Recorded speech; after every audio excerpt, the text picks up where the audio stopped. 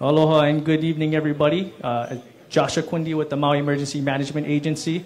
Just want to thank all of you for your presence here tonight and for your patience as we delayed last week's Kula community meeting due to that Kona low weather front that we had.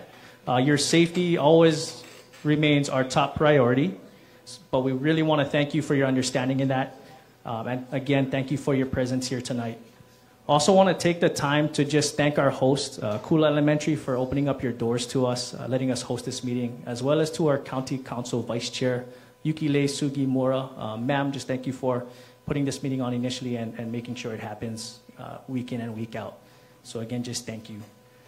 So going on into the meeting format, tonight's meeting will be the same as previous meetings. Tonight you're going to hear from a slew of presenters and organizations giving you their latest and greatest updates. Following that, we'll go right into a Q&A session.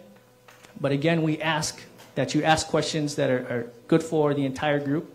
But I can ensure you again that our presenters will be here after this meeting to talk story with you and give you that opportunity to ask more in-depth questions, more personal questions that you may have.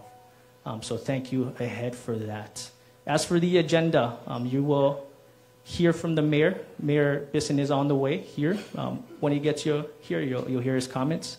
You'll get an update from our MEMA team, an update from our U.S. Army Corps, partners from the Department of Health, as well as from our FEMA Region 9 Director, Bob Fenton. But without further ado, we'll go right into the Team MEMA update. So just to let you all know, first and foremost, I want to answer some of the questions, some of the homework you gave us 2 weeks ago. You asked us to check on any insurance updates. So we reached out to the state's insurance commissioner, Gordon Ito. We sent him those inquiries that you had. Unfortunately, he is traveling tonight, but we are working to get him here in person for you next Tuesday. So keep an eye out for that. We'll confirm and let you guys know when he can be here. We've also done our homework with the Department of Education in the Lahaina area and bringing up the swipe testing. We are working and seeing how they did that process, what the costs involved were that, and really if it's feasible for the Kula side. So our homework is due to you on that, and again, we're going to have DOE, we're shooting to have them here next week for you as well. Getting more into the internal portions of MEMA. As we are concluding our re-entry efforts on the Lahaina side, hopefully next week, that's going to conclude response as a whole for this operation. So we're going to move from a response stance into a recovery stance. But with that, MEMA is not going away. I know, and as you all know, Darryl Oliveira, his contract ended with the county last month. But he made a promise to you that we're going to carry on. We're going to continue to build trust with you. We're going to continue to improve our internal processes. We're working with Bob. We're working with our partners at the state, federal, and other county levels to ensure that we get the best practices instilled at MEMA so that we're prepped for the next emergency event that comes. And that so you, the community, get the latest and greatest information right off the bat and that you're prepared for whatever comes next. So I assure you that we are dedicated to keep that momentum going. I will be stepping in as the acting administrator until then. It is a temporary assignment, and our foot is still on the gas. We're still going 100 miles an hour to make sure we usher in the new administrator on a smooth road, and again, with the intent of making sure you, the community, is prepared for whatever comes next. Okay? So with that, we hear your concerns. We're learning what went well, what didn't go well at this response, and we're going to improve from here on out. So that's our latest and greatest update from the MEMA team. So now we'll move into U.S. Army Corps. You remember the instructions here? Good evening. My name is Maria Delatorre. I'm with the U.S. Army Corps of Engineers, and I'm a debris specialist. Working here. I originally am over from Baltimore, Maryland area. It's a pleasure to be here, and it's quite a privilege to be able to assist however possible. Just giving you some updates on the progress in Kula.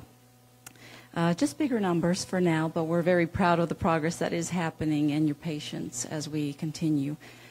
For the right of entries to date, we've gotten 21 so far. We are looking at 3 additional ones that may be coming our way. Debris removed from the parcels. We've completed removal of of debris and cleaned it up, basically. There's still some additional work that has to be done on them, but there's 14.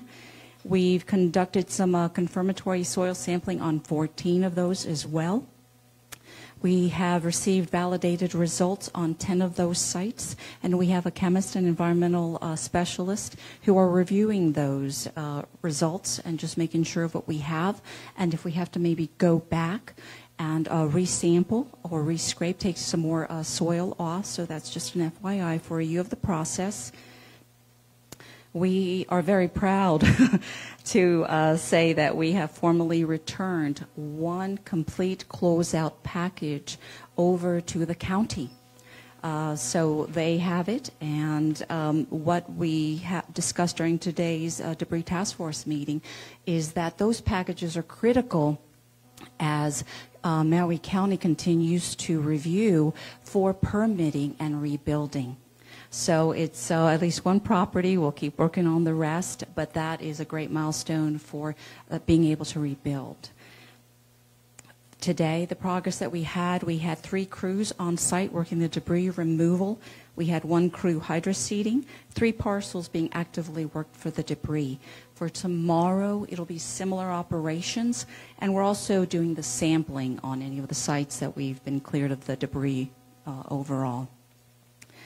Let's see. Target work completion. We originally had the 21. We're looking at adding 3 more, possibly. So that kind of moves us out a little bit. But the goal still right now is looking at about the week of the 18th of December, before the first holiday, for the Christmas holiday, to be done with the most part of the debris removal component. We still have the sampling to be done, and of course the hydroseeding and the final sign-off and submittal of the package to the county. But that's where we're at. If any immediate questions, but we are going to be here if you have any specifics on a property or whatnot or a concern, but we are here. So that's my my Colonel Curry. Colonel Curry. Hey, yeah, thanks. So those of you that have met me, I'm Colonel Curry, so I command the Recovery Field Office for the Corps of Engineers here. So if you've been coming to these public meetings, so Maria is the new and improved Dr. Corey Koger. Without the doctor. But, you know, Corey's still supporting us from his home in Minnesota, and he's still on every meeting that we're having. But Maria's here to kind of take the lead in his place. To continue to keep this moving forward. A couple things I wanted to mention before we pass on to the next agency. You know, certainly we mentioned the Konolo from last week. You know, the contractors we have on site, you know, did the best, used best management practices to try to control runoff, to try to control anything negative that could come from that rainfall at each of the parcels where a debris clearance has been ongoing. We certainly are never perfect. We look for your feedback on how you saw that went. I think we had only really one parcel where we had during the rains where the team had to go back in and add some additional measures. But again, they were watching it the entire time. But again, that's one of the areas where we hope that we'll get this done in enough time that we won't have to worry about any heavy rains between now and the dates that Maria provided. But if there's improvements to be made, we will make those. So again, we look for that feedback. The other thing I wanted to mention is, so we do maintain a call center, and we've shared that number a number of times here. And if you don't have it, you definitely get with us afterwards, and we'll make sure you have that. That call center is every 7 days a week, from 6:30 a.m. to 6 p.m. Or sorry, 6:30 a.m. to 6:30 p.m. And that's to answer your questions. That's to communicate. So, you know, right now they're getting some calls, but if you've got a question for the Corps of Engineers about the debris removal, please utilize that call center. We have some really great folks that are sitting there waiting for your calls. And if they can't answer it, they're going to help direct you or find you your way to the right folks that can answer those questions. So, wanted to put in just a plug for that before we pass on to the next agency.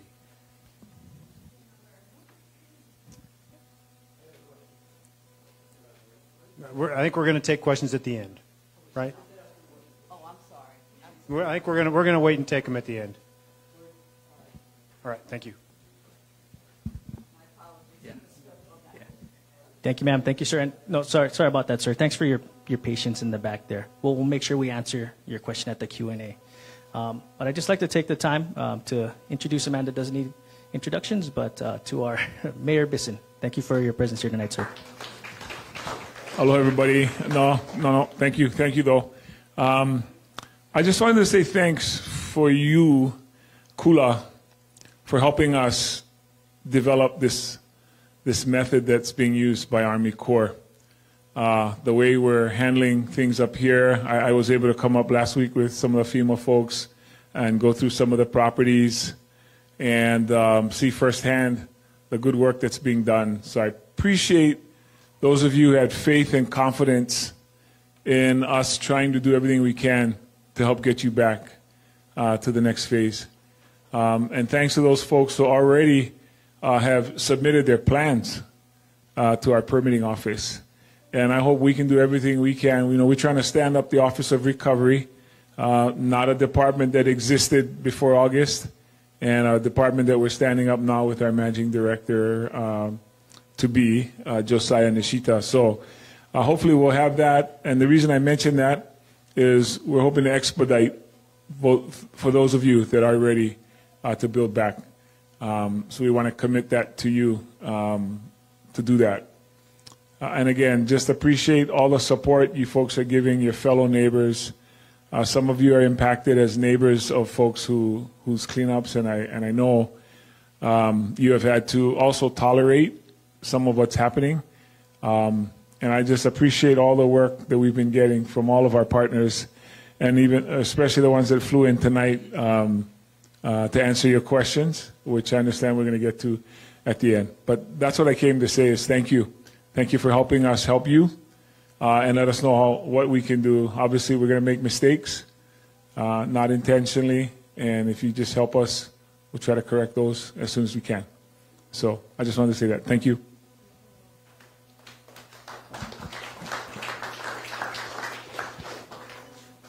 Thank you very much, Mayor. Next on the agenda, we'll have an update from our state Hawaii Department of Health.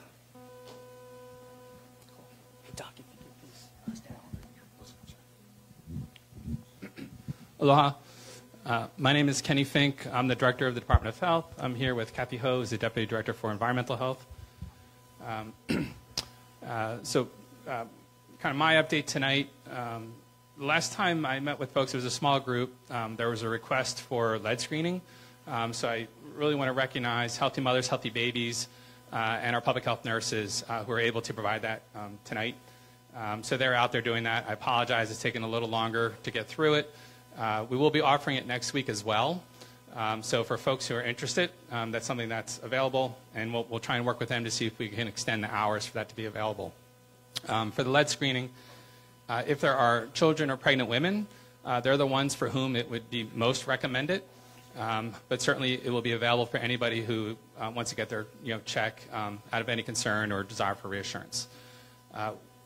With the lead screening, they've offered vaccinations. So for people who are interested and for whom they haven't received it yet, they're currently offering the flu shot, the COVID vaccine, and it's called the Tdap, which is a tetanus booster, but also protects you from pertussis. It's kind of recommended if you haven't gotten one. So if you haven't gotten a tetanus in about 10 years, it would be recommended as well. So again, those are available now. I think they're going to be open for a little bit longer. And again, they'll be back next week. Okay, that's Kathy. Thank you. Last week, I've been telling you that the Department of Health has been doing some air sampling. We did get the preliminary results back. I'm happy to report that there was no detection for asbestos and that the metals, the heavy metals, were below the site screening action levels. So we'll be able to put that on our website once we're able to analyze it further. So stay tuned to that.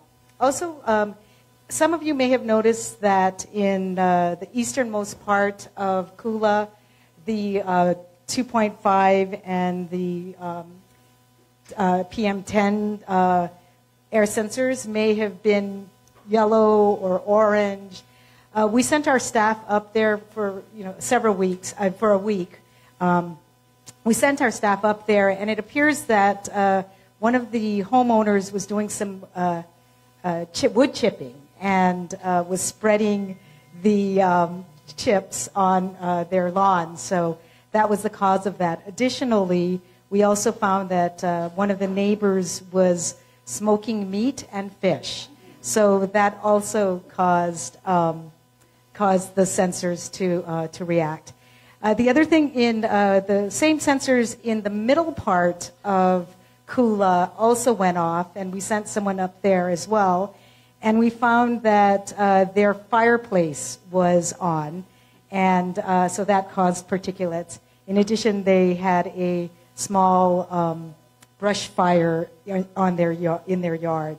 So that also caused the sensors to go off. Tomorrow, DOH and EPA water staff will be touring and speaking with the county. And on Wednesday, DOH staff from Clean Water as well is going to be looking at the BMPs, getting ready, the best management practices for stormwater, getting ready for the winter rainy season. That's all I have, and we'll be available for questions after. Thank you. Thank you, Doctor. And now off to our FEMA 9 Region Administrator, Bob Fenton. Well, thanks. Good to be here. I appreciate Councilwoman Yuki having these events, opportunity for us to talk. Also, I think the mayor said it best. Really appreciate the opportunity to work with you. I think we, you helped us improve a program that we've used on many fires before for the unique needs here on Maui. It's going to help us as we go into Lahaina and start working in that area. So just really wanted to thank you for all the communication. As the mayor said, we got to go visit a number of households where debris is being removed, and it's really being done very professional and to a very high level. And the good news is a lot of contractors that are working that are here from the island and really doing a good job. I guess the one thing that, along the way we've committed to continue to work with you all the way through, not only responding to the debris removal, but through the long-term recovery. And that's where we're starting to pivot, this operation, especially as we, in the Kula area first, as we're starting to start talking about rebuilding and those kind of things. So one of the things that we're doing is working with the county on a long-term recovery, and have provided support from many different agencies in different areas to focus on areas such as community planning, natural and cultural resources, health and social sciences, housing, infrastructure systems, and economic recovery. So we're focused not only on the immediate response to the fires, but how do we work on the impacts from the fires long term, and even some of the systemic problems that have impacted Maui, even before this event. So we're focused on that. The good news is there's many federal agencies that bring resources to the table that will be applicable to the long-term recovery, and we'll be here to continue to coordinate with you and make those available. As far as if you're an applicant for the individual assistance program that FEMA manages, the application end period is December 11th. So if you haven't applied, please apply right now to that program. Even after that, if there's a reason why you haven't applied, you could still come back into that. Also, I know that SBA, I don't know if they're here today, but there you go. Automatically, as I understand it, provides a 45-day extension period to applications for your program. Is that correct? There will be a grace period of 45 days.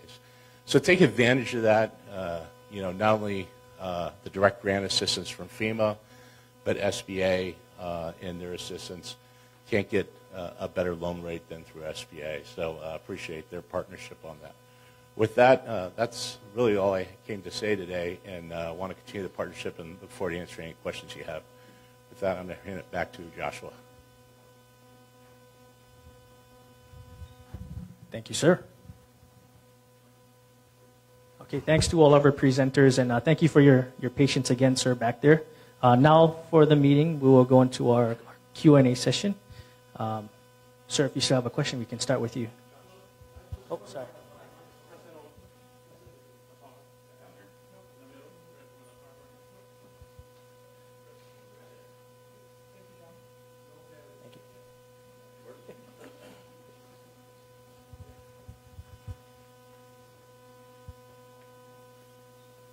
I want to talk about resources, specifically money.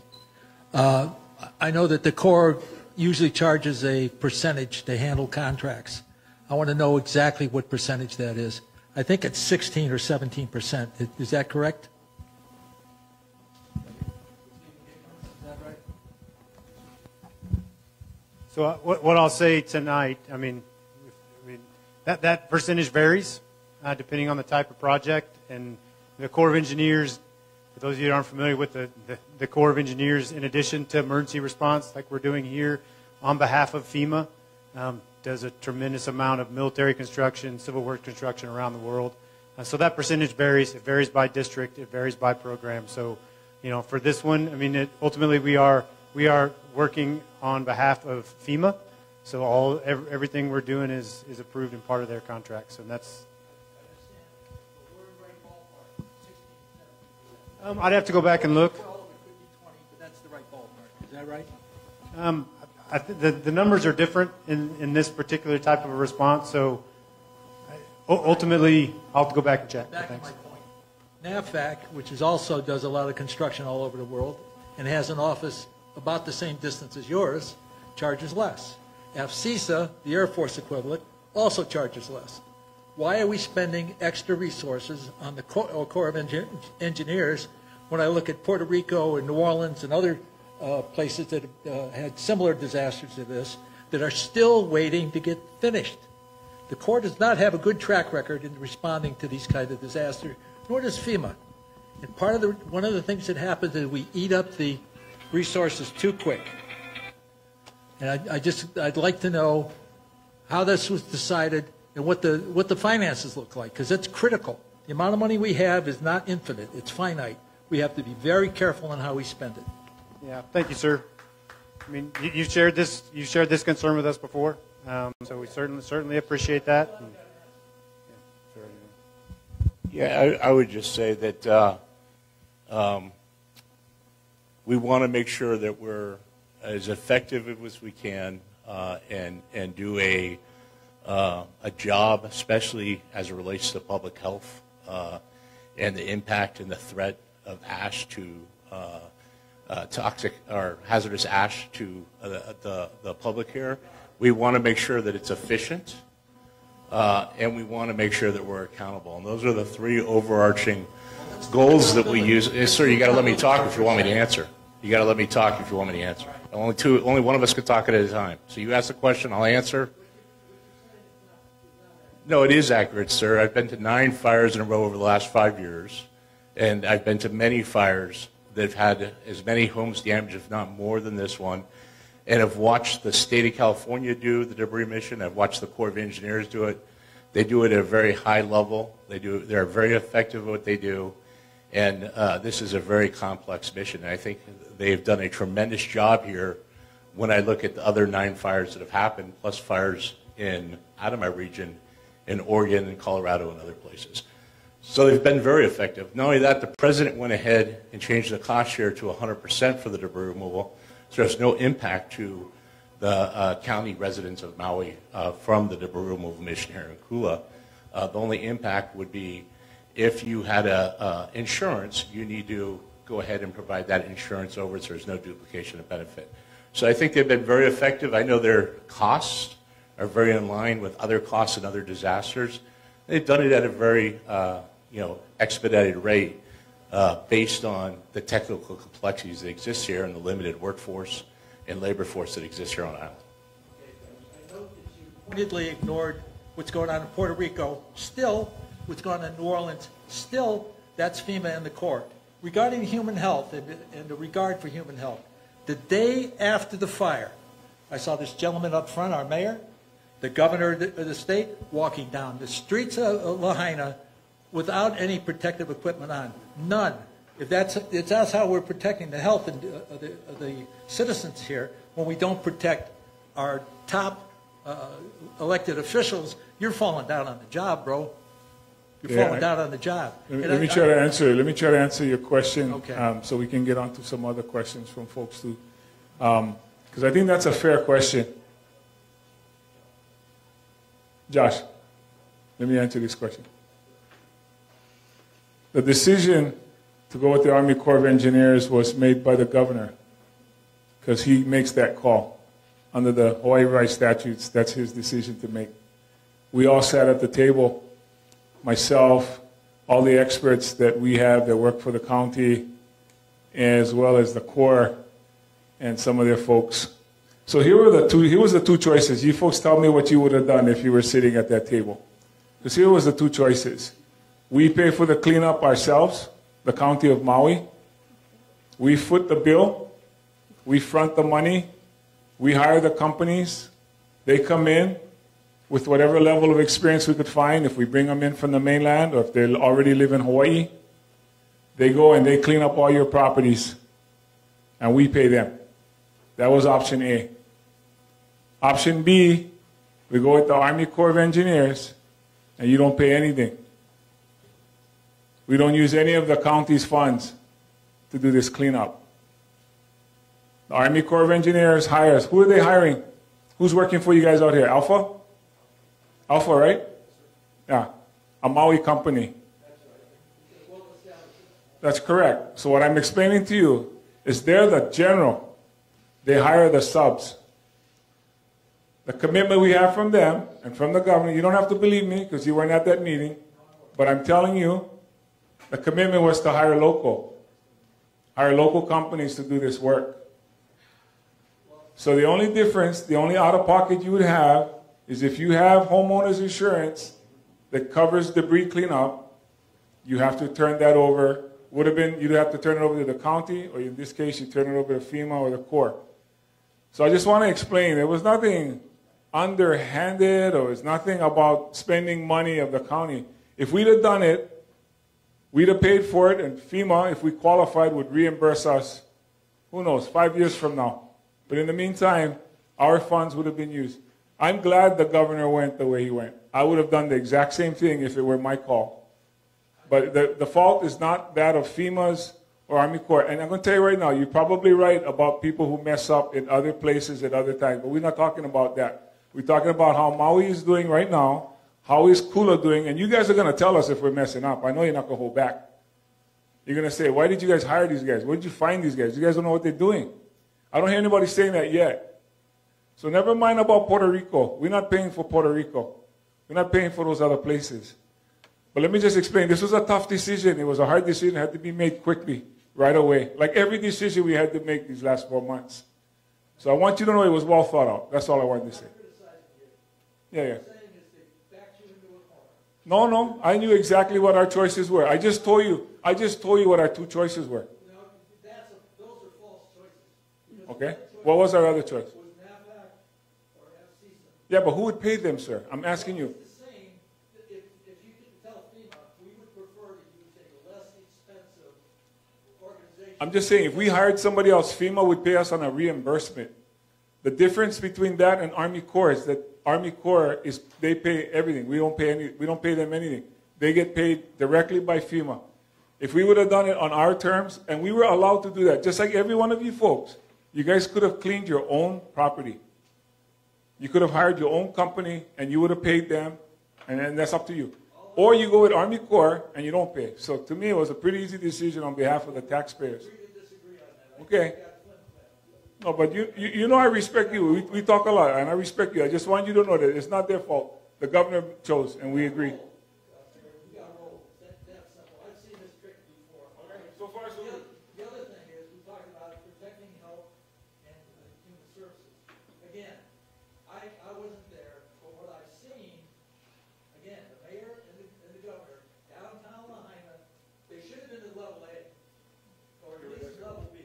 Okay, so I was wearing my mask when we were off camera.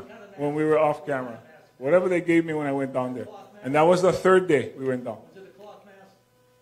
I don't remember. It was a K95 something. No, K95, a complete waste of time. Okay. What you should have had was a particular... I agree with you. There's a lot of things we could have done better at the start. Well, I'm just saying, these are the guys that are... We're not disagreeing, though. We're not disagreeing. They're striking out. They're striking out. Okay. Mr. So Hardy, we're going to keep trying, though. We'll continue on. Yeah, I'm taking enough time. Yeah, so just when we were down there earlier, we were down there with the search and rescue teams that had air monitoring equipment with them. And as long as you weren't in the ash and weren't making it move around, it was not toxic. So I could go back and show you the air monitoring results from walking around that area. And as long as you're walking in the street and you weren't walking on ash, there were no heavy hazardous materials in the air. And we're glad to go back and show you the air monitoring equipment. So you're wrong. None of those pieces of equipment gave real-time information. Yes, it did. After the fact. You So can we talk to can, a Type 1 incident commander here from the fire service that could go ahead and tell you about reality. Hey, thank you, Mr. Hardy. Just for the good of the group, Mr. Hardy, if you want to talk with Director Fenton after that, we'll make sure you guys get one-on-one time. But just to move on for the good of the order, do we have any other questions in the room? Okay, gentleman in the brown, followed by woman here in the white. We are using a microphone because we're recording, so that's why we're passing this on.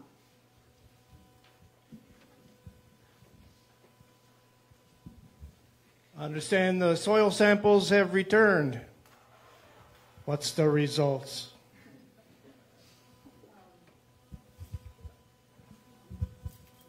Are you talking about Lahaina? Oh. Yeah, thank you. So as Maria briefed earlier, we've gotten 14 of the soil sample results back. And as they come back, they're not all coming back completely clean of what we're trying to get out of the soil. So I think we've got 3 of the 14. Is that right, Maria? Correct. We've got 3 that will have to be re-scraped, additional. Right. So three. Say that again. So. We can verify. Yeah, no, I think you are, sir. I think yours was one that came back. We'll verify after this, but I know yours is one of the early properties, so there's one we were watching very closely. I believe that's one that the samples came back that would require a rescrape. Yeah. So, I think as we approach how to address that, we want to talk to you. Well, and we're working. Well. Well, sir, I think so. What we're working through, yes, sir. Sucking up all the bad juice, turning it into oxygen. I got charcoal. I have chips. Right. I have soil. If you don't take it away. Yes, sir. And as we talked earlier, some of the processes that we're refining as we go through this effort is how do we address it when those samples come back and it's not clean and the process would be for us to go back and do another 6-inch rescrape. That said, we want to interact with you. We want to talk to the homeowner so that we can make that decision together and potentially offer an opportunity for a waiver, which we're working through right now with the county on how they will, and FEMA, with how they will assess that waiver. So we're not going to come back and take another 6 inches from your property without working through that first.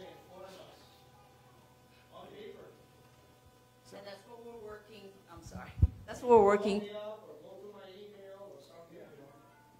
Correct. And Corey Koger, when he was here, he definitely let me know. And you're Mr. Hart?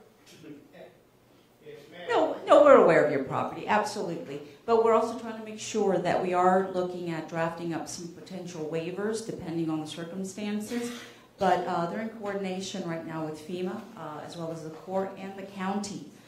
There are some, of course, some legalese in those documents, but that's what we're trying to make sure that is okay. And then once we get approval, it'll be coordinated with the property owner.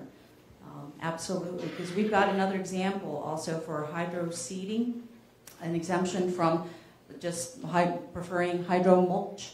That's a change from the erosion process. I'm sorry, the erosion control for after the site. So we are also drafting up a waiver for that as well. It's a slight change on that one, maybe not so much as the big, the sampling on yours, but it's still something that we are working to do. Well, in the beginning, you told us that if you scrape dirt away, you were going to replenish it. Now, no replenishment, you can shoot hay with some kind of kukai seeds inside. You know what? Crazy, eh? I think take my dirt without giving something back. And we can have follow-on discussions specific to your properties, sir. Absolutely, absolutely. And we'll follow up. Properties too, they need to know. Oh, and we will. For those entities and those properties that fall into that category, we absolutely will. That's our responsibility. So please, it is important that we do communicate on that and know where your parcel stands. Yes. My question is for the Department of Health. My question is for the Department of Health. That lead testing, is that going to be island-wide, or is that a Kula thing? Again, we're grateful to Healthy Mothers, Healthy Babies with the van. So again, we're offering here tonight, we'll offer it next week, and we're working on scheduling to offer it in Lahaina. So those will be the sites that are currently being planned to offer the screening. Okay, I'll contact you further. Is there a way possibly that clients could contact you directly if they were not able to make it to one of those events?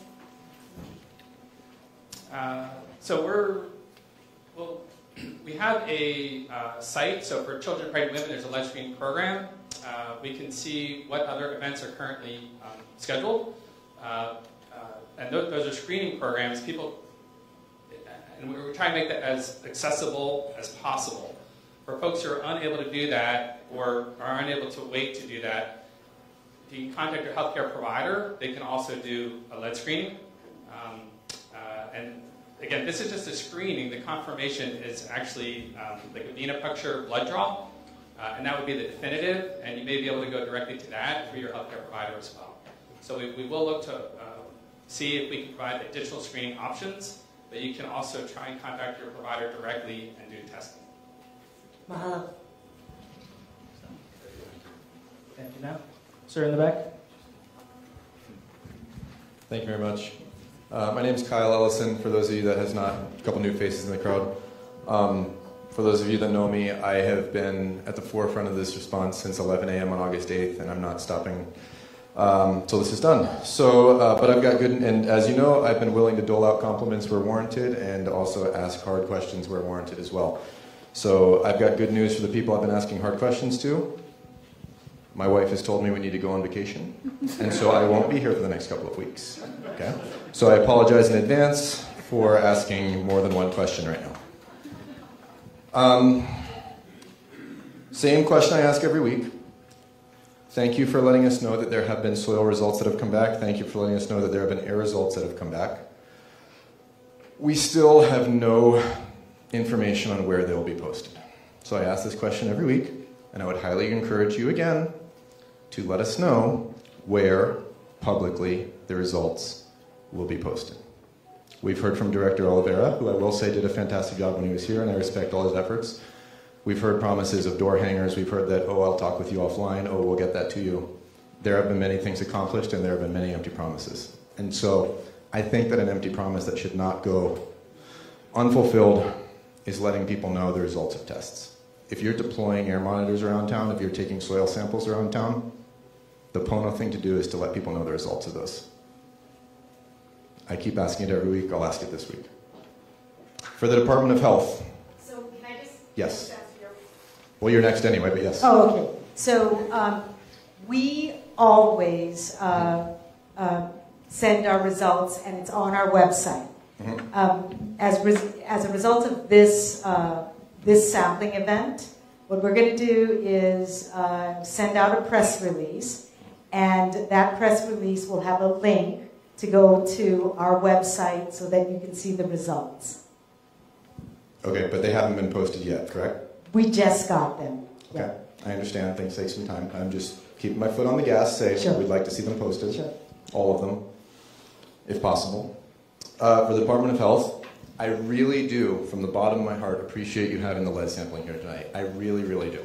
It feels good to be heard. I do appreciate that. However, Dr. Fink, however, my limited Google doctor understanding here, I'm not a medical profession by any means, if this had been here in August or September, it would have been fantastic. But my understanding is that with blood sampling, anything that has been affecting anyone's human health at this point has passed through our bodies already, and I would not be surprised if all, if not nearly or all of the results tonight are non-detect, which is good. But unfortunately, it's simply because 4 months have passed, and it's not because we weren't exposed to anything. And so I really do appreciate it being here tonight. I'm not trying to say I dismiss that. It's just that my understanding, my medical understanding is that at this point is that the blood results will not show anything that people have been exposed to. At this point, it's keratin, it's fingernails, it's nails, it's teeth. That is where, fingernails, teeth, hair, excuse me. That's where we're going to see anything. So if the Department of Health were willing to subsidize some sort of urine sampling program, basically target and isolate the areas that are, people have been affected, it's still showing up in their bodies, I'm not a doctor. Just may be more warranted versus blood, but that could potentially and likely come back as not detect. Again, I don't want to dismiss the efforts because I really do appreciate them. I just don't know if at this juncture it's the most accurate reporting. Do you want, I can keep going, or I don't know if you want to respond to that one. So as a physician, yeah. So I'm a physician, I'm board certified in family medicine, also board certified in preventive medicine and public health. Yeah. And I'm not, so prove me wrong. And I have, done additional reading and refreshing on these issues while we're facing this circumstance. Much of what you're saying, I believe to be true with arsenic. Okay. So if you had an exposure to arsenic and the exposure stopped, your body would rapidly excrete it. Okay? The harm of that brief exposure would be almost none. Okay, so not concerned about the brief exposure to arsenic that your body would have eliminated. Your body does not eliminate lead quickly. So lead actually is the indicator that you have been exposed. And this actually probably is the right time because there would have been a cumulative effect. So if you had consistent exposure and your body couldn't get rid of it, the levels would have risen to a detectable point to know, yes, you've been exposed. Again, with the threshold we cut at is about 3.5. So when they do the screening outside, they're saying, is it below 3.5 or not? And then that would be the indication to start taking intervention. And the most important intervention at a median level is to stop exposure. It's only at a very, very high level that you would warrant some sort of actual treatment beyond just monitoring. So I would agree with you on an arsenic exposure, but I would disagree that if you were exposed, your body would have excreted it without any risk. And I would respectfully disagree that I think lead is the right indicator, and this is an appropriate time to be testing for it.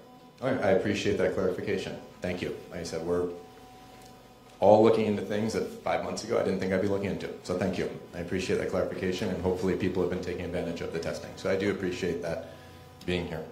For the county, what are the next steps for people who building permits? I'm not taking my foot off the gas until people whose homes burns are closing the door on their new house. No, absolutely, sir. And I should have mentioned this earlier on our team MEMA talk at that homework that you gave us 2 weeks ago. This is one of the parts of this operation that we're really making sure that we have right. It doesn't fall under our purview, but it's just not there to give you an update just yet. As soon as there is more updates, our infrastructure branch will get that. But that's our first question that we ask the infrastructure branch every single day and every time we plan this meeting. So that is one empty promise that we will fulfill to you. But it's just not going to be tonight. I apologize for that. I understand. I would just encourage continued action on that front. It's going to make a county look really good if people can get back in their homes quickly, and inverse if otherwise. So thank you. For FEMA, Mr. Fenton, thank you very much again for being here. 2 questions. You're saying that you can show us the air quality results from Lahaina when you were walking around. Just out of curiosity, where would those be? Like if you can show them to us, that would be awesome. I would love to see those. That's just a sidebar. I've got another question for you. Yeah, we go back to our search and rescue team. We handed all the data over to the police department here in Maui, but we go back and grab that data and provide that. Okay. Yeah, I just am big on any data that's been collected. I think should be utilized and posted. Yeah. And I really appreciate your wanting to address long-term recovery and things because the reality is that even once all these 23 home sites are cleaned up, we still have a lot of problems. Right now I'm planning on spending the next 2 days chainsawing and going out and cleaning up down trees that are still down around the neighborhood. We specifically have one gulch along Haleakala Highway, just before Crater Road. That's a microcosm of our situation in Kula right now with infrastructure failure. We still have a utility line that's in the gulch. We have a neighbor who has no water. We have a water line that's busted. We have a cable line that is zip tied to the guardrail. We have a tree that's hanging on a utility pole, and we also have a culvert that's completely blocked and, if it were to flood, would overflow the highway. And that's all happening in about 40 yards. And so I'll be there tomorrow working on it. If anyone in this room would like to come help me, we're meeting at 8:30 at Kula Marketplace tomorrow morning. So I appreciate your wanting to do long-term recovery, and it's warranted because there's still a lot around here that he's doing. Because the next disaster is, we're going to get more storms. So thank you for being here on that, and I would encourage open dialogue on other areas in our community up here that require that. So that's more of just a statement than a question. But yeah, if you have any, I appreciate your sticking around. And finally, before I go on vacation, I guess my last question is simply, we just heard from the Army Corps that some of the sites are coming back as not clean for the soil, and we've been over this multiple times in this meeting. Human health and risk is averse to TMK and property lines. And if we have soil samples that are coming back as not clean, and we've already been told by 3 multiple FEMA denials, after looking into this extensively, that the neighbor that's from me to the end of this room is not covered under anything. But this soil is coming back as contaminated. And this ash where I'm standing has been deemed contaminated. And every test shows that this is toxic. But you tell the woman right over there's nothing you can do for her? My question is, which one of the organizations in this room is going to step up and stop with the bureaucratic deflection and putting on another organization? Which organization in this room is going to be the one that steps up and deals with that? Because as of right now, none of them are. And as of right now, we have a bunch of neighbors and residents in Kula and Lahaina, I'm sure, who are left to their own devices for the toxic matter that's sitting on their property that their kids could play in, that they could plant a garden in, that's not being tested. So that's my question. One of the organizations has to step up. And I don't want to hear talk to that other one, and talk to that one, and talk to this one, and talk to that one, and talk to that one. Because we've already tried, and that's all we're getting. So I am deeply appreciative of all the work that's being done on the properties that did burn. And I will still come right back from vacation and keep asking this question on the ones that have not. So thank you. Thank you very much, sir. Just real quick, what was your name again? Kyle? Hey, sir, after this meeting, if we could get together with you, I just want to get the location of that culvert and make sure our infrastructure guys are tracking that. And then also, I would just like to coordinate with you. We still have some volunteer folks on the island that do debris clearing, Team Rubicon. I don't know if you've heard of them. I'm going to see, it might not be tomorrow, but if we could schedule something for you, I think that would be very beneficial. So. You know who set up the Team Rubicon deployment in Kula? Yeah. Appreciate you. Okay. So, and as of right now, it's been 4 months. You know how many federal, state, county, literal boots on the ground, let's get some gloves on, volunteer guys I've seen? So, we'll talk after. Yes, appreciate please. it. Thank you. And I'll get my gloves ready. Hopefully make a 1. We'll make it a 1. Any other questions? Ma'am?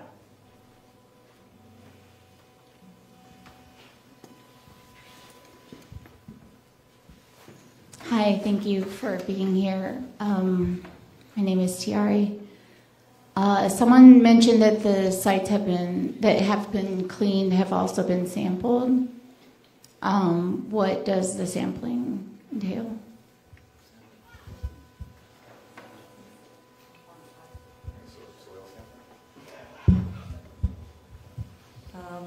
The samples that are being done on the properties, actually we're testing for 16 metals. And that is in accordance with, and forgive me, I can give you the exact citation, or unless Department of Health can help me out on that one. It is to action levels for Hawaii. And so they are 16 metals, and that's what we test against. And so far, I think on Mr. Hart's, I will speak that I have, because that did come up as a concern, because I know Mr. Hart didn't want to have it re-scraped. It was a little bit over on arsenic. Okay, that's the one that I do know. But those are the metals that we're testing. I'm not sure. Did you have a further question? I'm not sure where you're at. Who answered the question? Who asked? I'm sorry. Forgive me. That's okay. So in my understanding of VOCs that are contained beneath the atmospheric level are trapped, and what causes them to release is disturbance or water. And my further understanding is that the treatment methods or cleanup methods being used involve wet methods, which involves water. We've also had some rain recently. So are you saying that none of the sampling is testing for the release of these volatile organic compounds? My understanding of, and I can follow up just to confirm, I talked to Corey on this, the waste characterization, and Maui County is also here. We can always follow up just to confirm that, so forgive me for not having the exact. But my understanding is that waste characterization was also done of what is on the parcels, and based on that, it was identified, okay, what are we going to be testing to? And it ended up that metals were the issue from all the debris that was in. We can follow up and give you more specifics just so it's a complete answer. But if any from any of these state agencies or other has any input, but we can follow up. Yeah, just to understand the basis, the scientific basis of all absolutely. Organic waste characterization was the basis. Yeah, correct. Absolutely, they're contained under the soil until they're released. Okay, I have more questions. Sure. The air quality testing. Mm-hmm. When I spoke with Corey last, who's now you, the Army Corps was going to be testing for not just metals, but also VOCs, and would be publishing those results on the Fire Now website, along with the particulate matter data. I have checked relentlessly, and he assured me that data would be available within a week of the commencement of cleanup. It is still not available. Can you speak to that? I happened to ask Corey that specifically because Ms. Cappy from the Department of Health asked me about that, if the results were available. So I am not a chemist, I'm not a doctor, and he is the one, along with our environmental scientists, who are reviewing those results. And I asked him specifically about the air quality monitoring and when those, they're going to wrap up the review of those, and we're doing it by parcel as well, and as work is ongoing. And so they will be validating, reviewing, validating what the results are, seeing what we have, and I will follow up with them specifically as to when we can start posting that. I do not have the exact date answer for that one for you, but we will follow up. Okay, thank you. Okay. So just to confirm, that's a broken promise there. Okay, next question. What do best management practices in response to the rains entail? Somebody mentioned there were best management practices in place. Correct. When we're doing any of the sites, one of the big ones is if there are any, and I haven't been on a lot of the sites out here, if there are any drainage infrastructure for stormwater management, trying to block off, usually at the BMP is like a big roll, wattle, shall we say, that's placed around it to minimize any of the ash, or because it's there's nothing holding the soil, being able to go into the stormwater management system. The other thing is, like any active construction site, you also have your fencing that prevents a lot of, whether it be dust or as well as soil moving off of the site. So they've set up BMPs so that while we are actively working a site, we're trying to contain anything from moving off, especially when we get hit with some rains, and up here a little bit more than we do down on the flatter areas by Lahaina. So that's why we do the BMPs, to hopefully try to manage the active cleanup sites. Do those barriers contain biochar, or are they, what do they consist of? I cannot speak to that specifically. If we make a note, we can follow up. I apologize. Okay. Somebody mentioned there was a contact number for debris removal concerns. Would we get that number, please? Correct. We have from the call center. Do you happen to have that real quick, Leon? We have a USACE debris call center. Absolutely. Hold on just a sec. Okay. She has it. Here, she can get it. Oh, bless your heart. The debris call center number is 877-214-9117. Thank you. Thank you. Sorry about that. Thank you.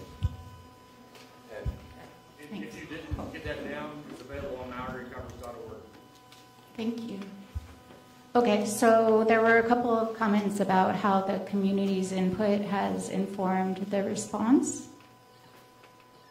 I'm sorry. I did. There were a couple of comments regarding how the community's input, the Kula community's input, has informed the response to date. I'm curious to know what that means. Yeah, I think I made that comment. So again, as we've been working through the process to remove the debris, to work with the homeowners and the neighbors, I mean, some of the things that you've seen that at these properties are adjustments that we've made to the original plan. I mean, some of you can see a street sweeper making its way up and down the driveways in order to control the dust. That again, it's been very, very successful. Interacting with the individual homeowners, and one of the other improvements that wasn't just the Corps, but also the county, was we were providing the county our updated schedules so that the county, and Mr. Oliveira talked about it a lot, about going door to door to the neighbors and saying, okay, here's the schedule for when your neighbor's property is going to be cleared. That hasn't happened. It's not happened. Okay. No door hangers. Not once. Not a single one. Anybody seen the door hanger? All right. Luca. There is a spreadsheet going around about all the different debris cleanup that's updated daily, but who's put that together? No. Oh, sorry. Absolutely, and I just want to jump in there. I apologize, that falls under my purview, and again, it's one thing I just want to break away from are these broken promises. It's not broken promises. It's just improvements that we have to do. We absolutely listen to you at these meetings. We receive emails on a daily basis, calls on a daily basis, and we really take it to heart. And we want to put these into practice. It just takes time to action.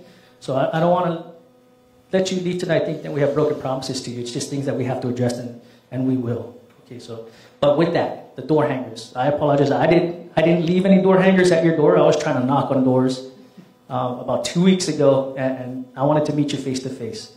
Daryl did it, and he was very successful at it, and that's something that we'd like to continue as a MEMA team, so that we can talk to you face to face. I have the door hangers in my car right now, and I'll make sure that we will put the hangers on your door. It's a daily email that we work with USACE to get it, but we will improve on that one too. So that's on the MEMA team. Yeah, I have a question. Not really a question. I want to make a comment. We need right in the middle on Kululani Circle. Sorry, ma'am. Let's get you a microphone so the folks online can hear you. I just have one more question before we move on. You talked about the lead screening available tonight. I've done lead screening. Multiple people have done lead screening. I've had to go to the hospital twice since the fires, and I don't even live in the immediate burn area.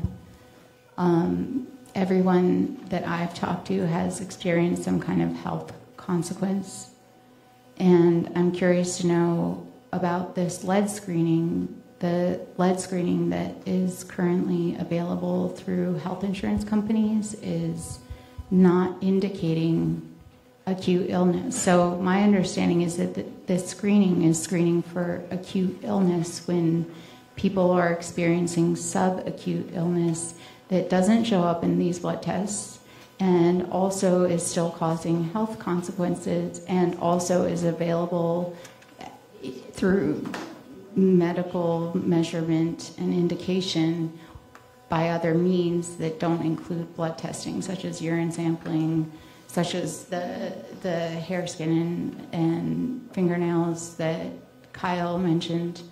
And so I'm wondering why, I mean, it feels like a false measure to me to screen people for acute illness when the issue is not acute illness. The issue is subacute illness and chronic illness from chronic exposure. So when we tested the Kula ash, of the metals that were particularly elevated, arsenic was extremely elevated, lead was very elevated, and I believe it was cobalt. Now, there was an exposure for those who were exposed to smoke. That was one particular phase of exposure. And then there was the concern over the potential exposure to ash. If people were exposed to ash and exposed on a chronic basis, then we would expect that they would have been exposed to arsenic and lead and cobalt at higher levels, but proportionally to the constituents of the ash. Because the arsenic, as I mentioned before, is rapidly excreted, the lead is simply an indicator of cumulative exposure to ash. So it is not intended to say that lead is causing or not causing someone's illness. It's to serve as a screening tool, as an indicator of a potential cumulative exposure to ash. So for people who are having symptoms, there may certainly be other reasons to evaluate what is causing their symptoms. The lead is simply one way to screen as a potential cumulative exposure to ash. Okay? But for people who are symptomatic, they should work with their providers and get properly evaluated from their medical provider to evaluate their symptoms. The medical provider doesn't provide screening for subacute, for anything that's subacute. So for someone who's symptomatic, that's an illness. So whether it's a acute, chronic, subacute, for someone who's symptomatic, it's healthcare. So at that point, they're trying to diagnose what is causing someone's symptoms. So those are diagnostic tests to find what is causing someone's symptoms. From my perspective, from a screening perspective, generally we would think of screening as someone who's not symptomatic to see what they may have been exposed to on a cumulative basis. Once someone is symptomatic, you're trying to diagnose what is causing their symptoms. My understanding is that carcinogens are not exactly symptomatic immediately. So there's a pretty measured in years latency period of what you're exposed to until you become symptomatic, like when you get cancer. So so I think I just want to be careful not to confound different things. So if there's concern about the exposure to ash and the long-term consequences of exposure to ash, one indicator of the exposure to ash is the lead. Okay, so that is just an indicator of potential exposure to ash. And you're also exposed to the other things that are in the ash, right? The lead is just an indicator. So, to your point of a long-term, yes, so that is one way to get some quantifiable measurement of cumulative exposure to ash. For someone who's, you said subacute, I think that was your term, does that refer, though, to symptomatic or asymptomatic? Most of the people that I've talked with, including myself, have experienced symptoms. And you're saying that the testing available is blood testing, which has shown to not reveal any kind of indication in the panel.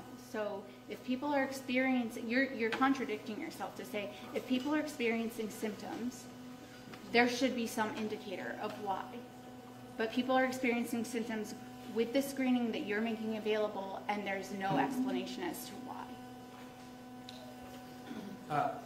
So for people who may be having symptoms, I don't know what's causing their symptoms, okay? If chronic exposure to this ash is what's causing their symptoms, then testing for what we've identified to be elevated in the ash, and we mentioned arsenic or lead, and we also mentioned if you limit your exposure to arsenic, it's going to clear, so the lead would be a better indicator of chronic exposure. But those are what we found to be of high levels in the ash, okay? People may be symptomatic and ill for a whole variety of reasons. And I believe that I want to refer people who are symptomatic to their healthcare providers to do whatever the healthcare provider determines to be potentially an evaluation for what is causing someone's symptoms. Okay? So, again, for people who are symptomatic for anything, and I know last time I was here, someone was talking about how they had lung problems, they saw a healthcare provider, they got a CAT scan, and showed all kinds of abnormalities in their lungs. But respectfully, I can't stand up here and diagnose anybody. So I really just want to refer people who have concerns or symptoms to your healthcare providers and work with them to evaluate what may be causing your symptoms. Can I just reiterate that you're saying that people should get screening that doesn't show anything and should go to healthcare providers that are equipped with the same screening that doesn't show anything, all the while people are getting sick? What I think what I'm trying to say is for people who are asymptomatic, right? We do a screening test, and we're offering the lead screening as a screening test for those who are asymptomatic. But respectfully, if people are not showing symptoms, that are not showing in the screening that are sick, how is that helpful? To evaluate what else might be causing their symptoms. So to refer them to the healthcare provider to find what else might be causing their symptoms. It needs a further evaluation. Okay, but the current evaluations that are available are lead, arsenic, and cobalt blood tests. That's what's covered by insurance.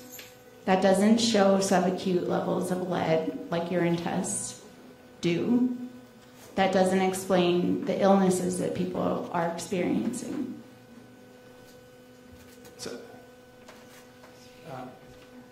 I believe if I saw a patient and I were to order blood tests that I thought would help me make a diagnosis, that would be covered by insurance.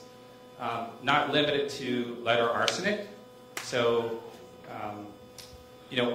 a full screening, whatever your healthcare provider determines is medically necessary to evaluate what might be causing your symptoms, should be covered by your insurance. It's not. And also,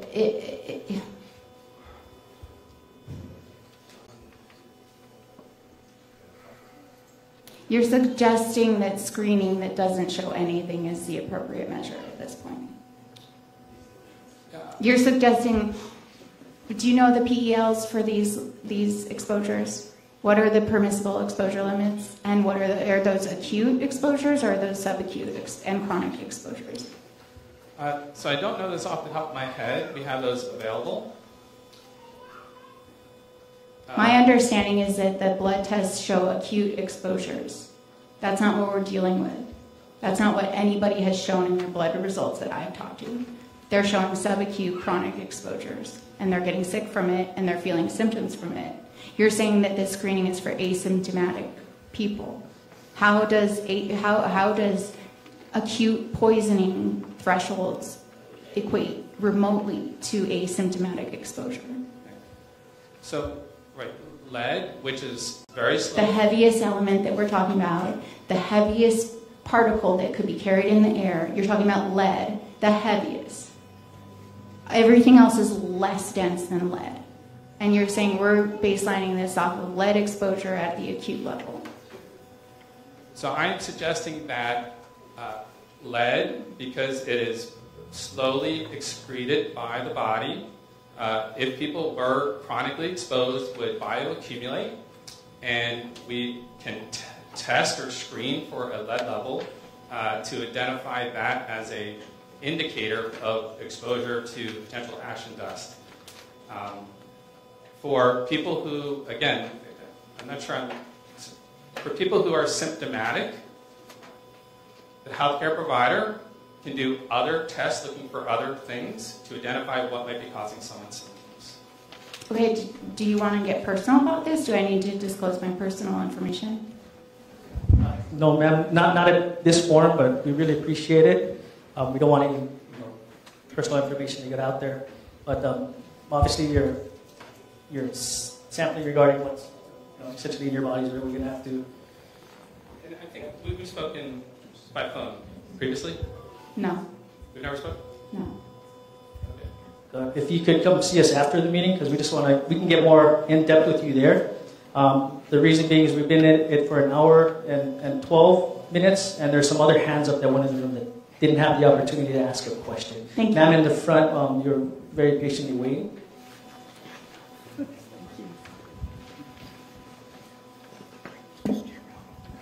Basically, this really isn't a question. What I want to say is I was glad to get my blood tested this evening. It was something the community had asked for. I know it's not everything, but at least it's an indicator. I also want to thank the Department of Health for notifying our physicians about what was going on. Because when I went to my yearly checkup in October, I was asked a series of questions. And I'm an asthmatic, so I felt like, not that everything is perfect, but things are being addressed. Now the big part that I really want to say is I live in Kula Circle. They have street cleaners, they have air monitors, they have windsocks. The crews come in, they set up signs. It's not disruptive to my own lifestyle. My husband gets out his binoculars. We're not seeing plumes of dust and dirt that we thought we would see. So in our beautifully imperfect world, I think everybody's doing a really good job. And I want an opportunity to say that. Thank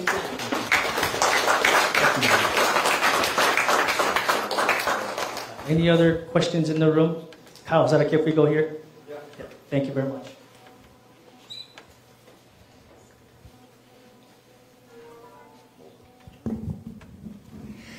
Hi, my name's Jim Brisky. I live at 471 Pulihuiki.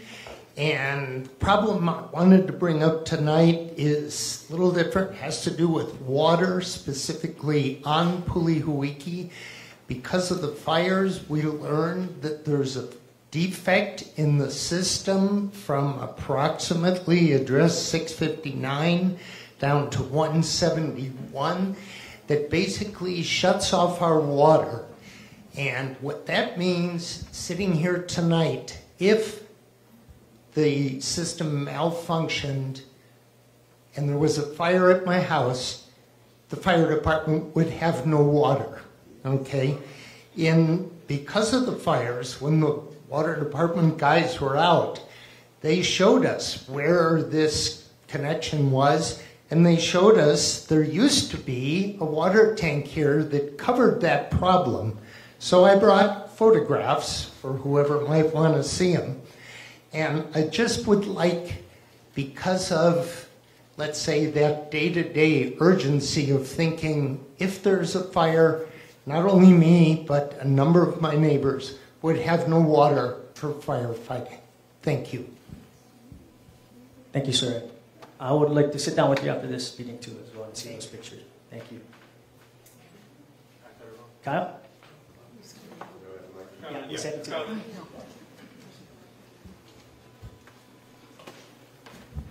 Thank you. I'll make this quick.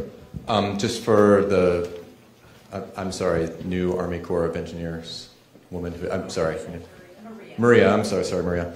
I just want to make a just refresher of the timeline of everything. Again, we're doing all this testing right now, and that's great.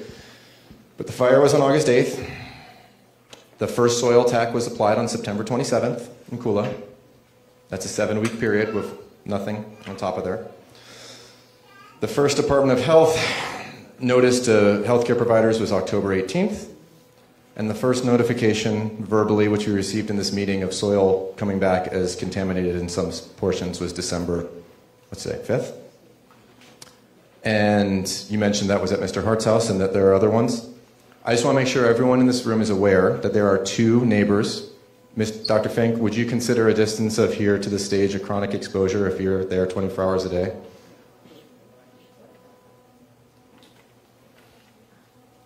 I'm just curious, would that consist of chronic exposure, this level of distance, breathing 24 hours a day?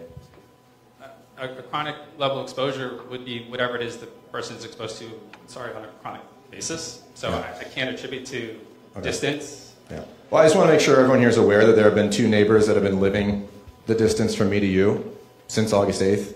And we've had 80-mile-an-hour winds that day on top of 40-mile-an-hour cone of storms, on top of rains.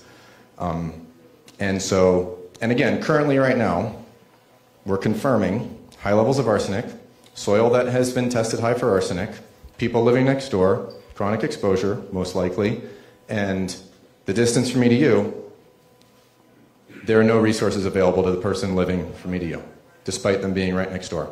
And if every organization in this room is okay with that, just want to make sure. So I'm just reiterating the timeline of what's happened and where we currently are. And we do appreciate all the testing right now. Would have been nice in August, because a lot of the results of, what's happened's happened. So just getting everyone up to speed with where we are in the community. Thank you. Thank you, sir. And I just want to thank everybody for their attendance tonight and for those questions fielded. Please.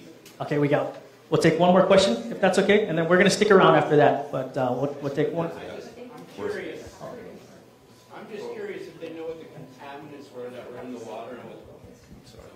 And then, sorry, just right before your question, just want to let you know, I apologize, but DOH, they have a flight to catch. All right, my name is Edward. Real quick for just the Department of Health and her. Do you know what the contaminants were that were in the water that we had for a month or so? And what the side effects, the potential side effects would be for... We didn't test the water. Yeah, nothing to do with the water. So it's just on the county, dealing with the water, taking the tests, and finding out what the contaminants were. Okay, thank you. Thank you very much, sir. I appreciate that. So with that, before we close out the meeting formally, just would like to invite up Mayor Bisson if he has any closing comments. No, just thank you for all the great questions. We'll be around, and some of the folks you see in uniform, Army Corps, will be around to answer questions. We'll be back are we here next Tuesday, Mahina? Are we back Tuesday? We'll be back here next Tuesday. So again, thank you very much for you guys coming out tonight. Mahalo.